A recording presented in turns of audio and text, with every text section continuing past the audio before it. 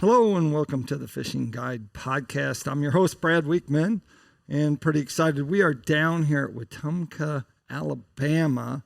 Now, say that 3 times real quick. But, Wetumpka. Now say your last name, Dan, real quick 3 times. Dannenmueller. You probably should spell it. I was going to say, maybe you should spell it, but you're going to use out of breath.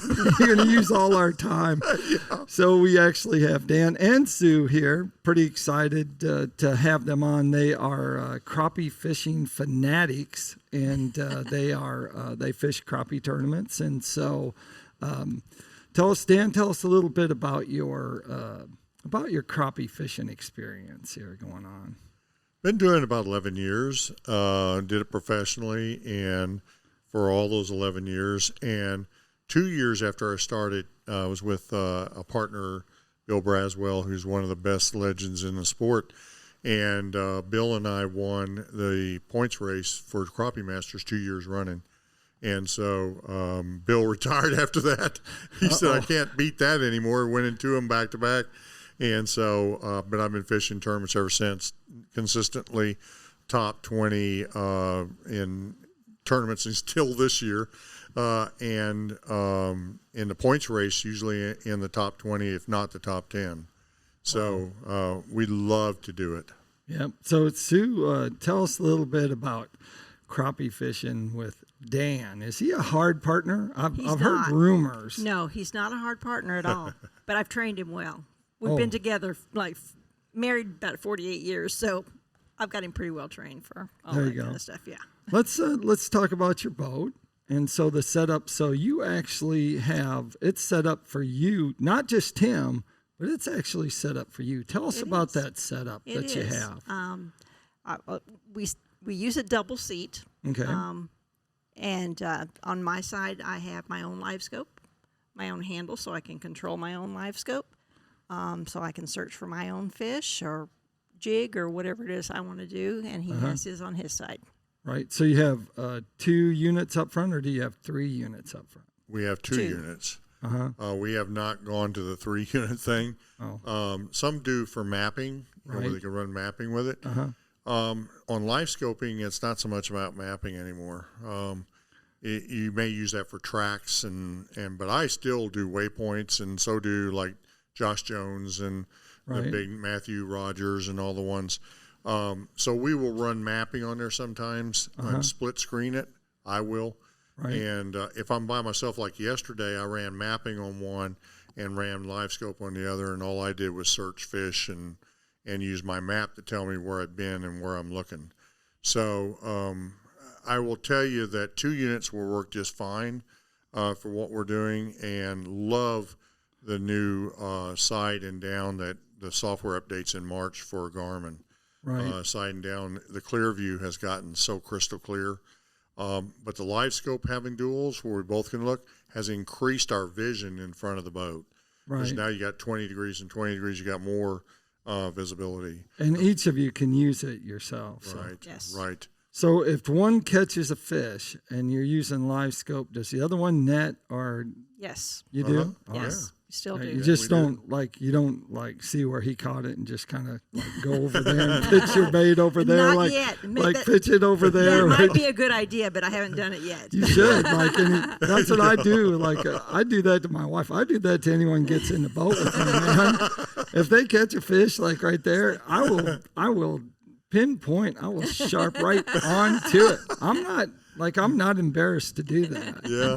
It's fishing. I'll keep that in mind. I might try that. I'll tell you, though, one thing we have seen might be interesting to your viewership is we've seen them go through one live scope, and all of a sudden they show up on the other live scope. And so we're tracking them down, and where'd they go? We're looking for them. And I'll say, there it is. It's on your. It's on mine coming through. On his screen. So we're hitting it, trying to drop something in front of it, to get it to hit. See.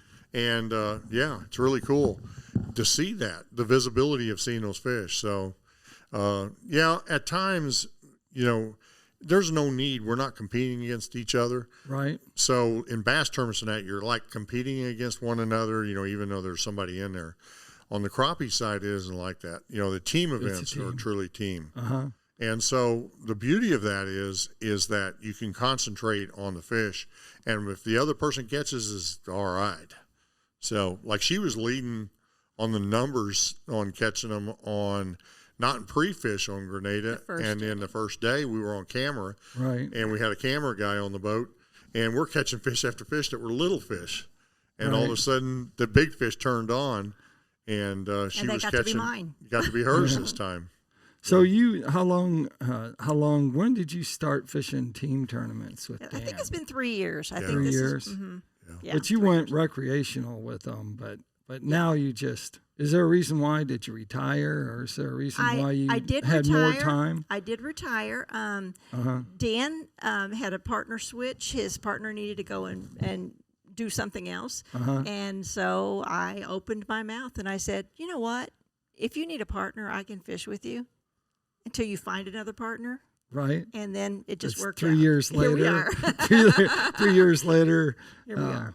Yeah. So when it rains, you go out there with them. I hear you have a nice rain suit. Yes, Is that I true? do Or does he have the rain suit? No, I have one. I have the one that looks like yours. I got that. And I have the one that doesn't look like yours. Yeah.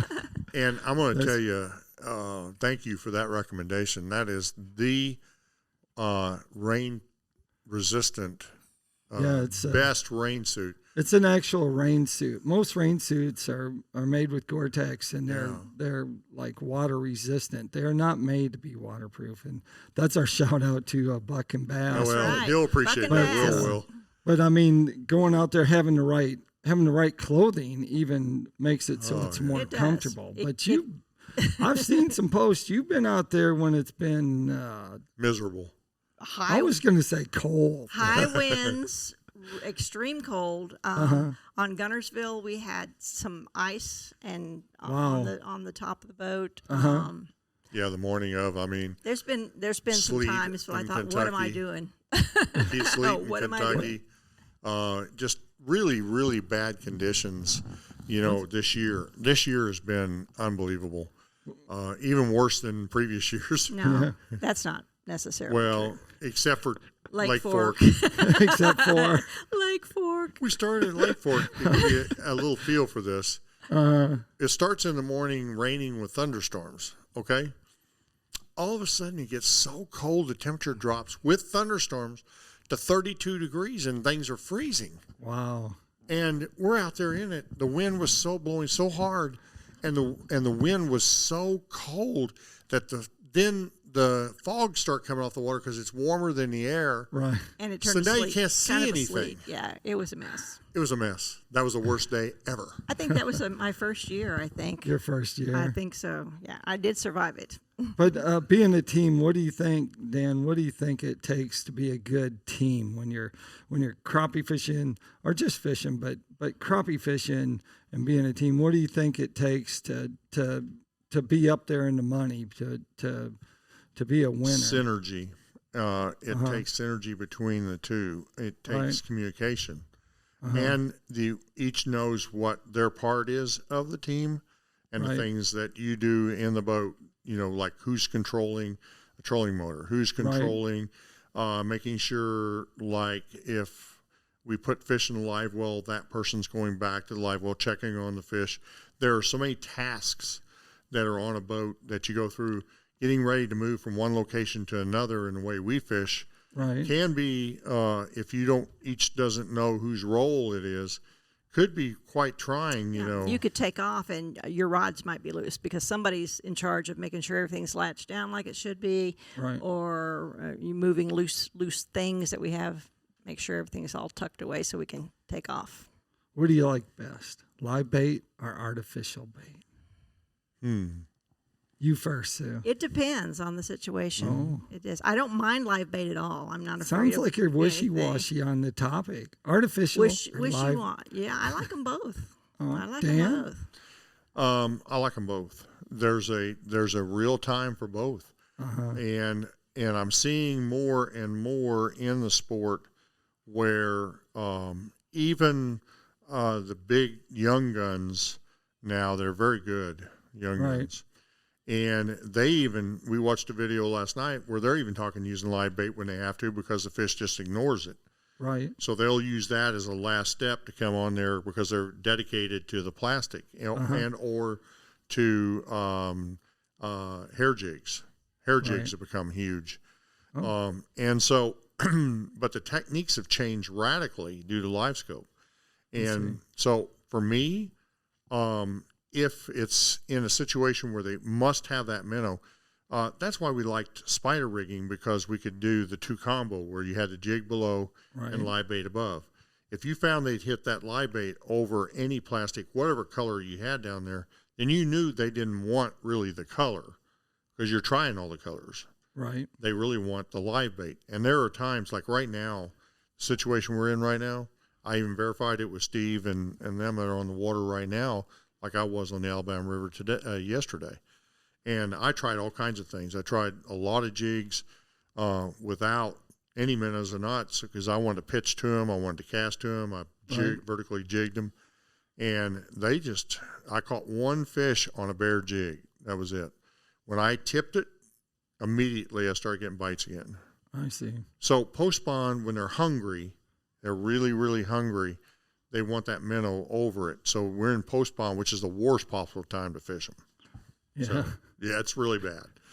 And so, but if they're aggressive, a lot of times they'll take that plastic over having all that bulk. You know, they'll come up there and hit that thing. But we like to use scent with that. So we use scent on our plastics and on our... What scent are you using? Bobby Garland. All right. You know, shad scent. Shad scent? Mm-hmm. Uh-huh. Yep. What's your favorite color, Sue? Pink. Pink? Pink. Mm-hmm. Just pink? Pink and black? A lot of times it's pink. On our pond, it's pink and black. Right. But I mean, in general, what would be a go-to color? What would be your go-to color? Pink? I do use a lot of pink. Uh-huh. I do. Dan? My favorite... Chartreuse. Right. Chartreuse and black. I'll use chartreuse combination. Right. You know, the most common color across any, if you use a color selector, which I've used color selector religiously, chartreuse will not always come up on the color selector, but you put chartreuse on, you're still catching crappie. Right. Now, the color gets interesting because whether you're catching small fish or big fish. So a lot of times the difference is in the color, you'll catch small fish, but you need to change this other color. And there's one lake, and I'll leave the name. Well, I'll tell you the lake, Truman Lake. Okay. Okay. Up in Missouri. Yeah. What's interesting there is black and pink in the morning and black and chartreuse in the afternoon. Some days it's reverse that. Well, maybe it's like McDonald's where they only serve breakfast, till 10 o'clock. Only and until that time, that's right. Until that time. And don't go up to that counter and think you can get a McMuffin. You can't get it. Or the minnows out there change their coats. Right. What's your favorite lake to fish? What do you think your favorite lake to fish is? My favorite lake to fish. Is it here in Alabama? Lake Fork? Where it's brutally windy every day? Not Lake Fork. Oh, gosh. There's several. Maybe Darbone. Mm-hmm. Darbone? Yeah, maybe Darbone. Mississippi. I like the Alabama River, but I also like Darbone as well. Right. Darbone, just the other one we did real well is Dardanelle. Oh, there I you go. forgot. In Yes. Arkansas. Mm-hmm. I love Dardanelle. Yeah, I forgot about that. That's another river system. It is, Yep, and it's Arkansas just River. full of some really quality fish. And you can catch them varying ways because there's all kinds of different kinds of structure. The one thing up there is a lot of brush piles. A lot of people put brush piles in like they do here. And so that place we've done real well at Dardanelle. That's been a good lake for us. Yep. So how about here in where you live in Arkansas? What county is this? Elmore County. Elmore County. Where would be your favorite place to fish in this county? River. The river? Mm-hmm. Which river? You have to tell them. Not everyone knows where you live. Alabama River is absolutely the bomb when it's on. Uh-huh. It's got big black crappie. It's got big white crappie. Uh-huh. And you can get bruisers over 3 pounds. Wow. And you can catch them 2s and 2.5s if we have the right conditions and we don't have a lot of flooding and a lot of cold and hot and warm. Right. and variable like this year. So, but this thing just produces quality crappie every year, year after year. Now, the numbers come up and down. Any river system where it's controlled for power generation, right, and that's a conflict against what's best for the fishery in some cases. Right. Because it's there either for flooding, if it's a core, it's a flooding situation, right. then they got to do what they got to do. And power generation is another one.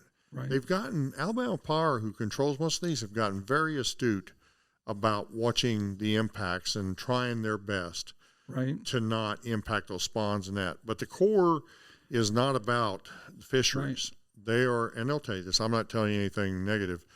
They just are focused on flooding. They have that's what their agenda is. That's what their plan. It's written in their bylaws. Right. That's what that's it's in the for, law. So and so the crappie and the fish pay a price during flooding situations when they draw down, usually in the springtime. And a lot of times those eggs get left on the. So we here have like 3 years of good spawns, and all of a sudden, bam, a bad year. Right. And that's because of that situation. But you still have enough crappie to go through that you're still catching crappie. You're just missing a year class. Yeah, where you get 2 in a row. We had about 6 years ago, we had 2 years in a row. That hurt because when they get up to the upper class and the old ones die because they only live 7-8 years, then all of a sudden you got this gap. Why am I not finding those great big fish? Right. And some of the locals said, well, they caught them all. The tournaments came in here and they caught them all. We don't even keep crappie, No, not during tournaments. Right. Release them We're all, like the bass guys, We won't keep them. And especially when they're spawning, we won't keep them. Yep. And so that wasn't it. We found out it was a bad spawn cycle. We found out what the weather conditions were and what the cycles were in the river. And that's true on the Tennessee River. It's true, in any fishery like that. There's a real fertile area, though. It's really fertile. And growing them. We had studies done. Crappie Now had studies done by Mississippi and comparisons done between Alabama, Mississippi, and Georgia and Florida some years back. And we had studies done on the river. Do you know that between the Alabama River and Mississippi lakes, specifically Grenada, the cycles were similar, but not similar? Yeah. What does that mean? Here, both of them, the similarities was that they grow big crappie quick by 5 years. Wow. And then all they do is expand. Our crappie on the river grew faster in the first years and reached the 1.5 pounds to 1.75 pounds in about year 5 and 6. Sometimes in the beginning of 5. And in Grenada, it was slower in the beginning, and then it exploded after year 5. Right. Ours started leveling off more after year 5. I see. Interesting stuff. Yep, good stuff. So we have to thank PICO Lures. They're one of our sponsors. They have lures for bass fishing and crappie fishing and white bass and stripers and anything you want to catch, all the game fish, you can catch them out there on PICO Lures. So make sure you go to their website at picolures.com, and also Smith Products. And Smith Products has lots of different hook sharpeners, and that's what I have here is the 2-step adjustable hook sharpener. So you can go there and you can find all their products. They have everything. It's amazing the things that they sell, but they have plenty of stuff. Go to smithproducts.com and you can find their stuff there. If they wanted to find out more about you guys and Crappie Now, where would they go? 2 different places. Okay. We post to several channels, Crappie Mates, Crappie Dan, and we also go in with Dan Dannenmueller and Mary Dannenmueller. Okay. So you can go to 1 or 4 and get different things. We put different things, different places. And then go to Facebook and go social media and all that and, and find us. Okay. And mainly Facebook. We do a lot of our stuff in Facebook. Now we're going to be expanding that in the future to more in Twitter and Instagram to help get the younger crowd. Right. But we have a big following over on that side now. Crappie Now is Crappie Now, the website, crappienow.com. Okay. And then go to Crappie Now, and we have Facebook, Twitter, and Instagram, and YouTube.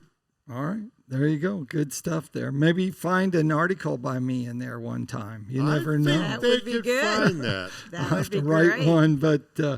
good stuff. I appreciate y'all being on the show, and make sure you keep your hooks sharp and your lures in the water. Thanks, Brad. Thank you, Brad. Matt.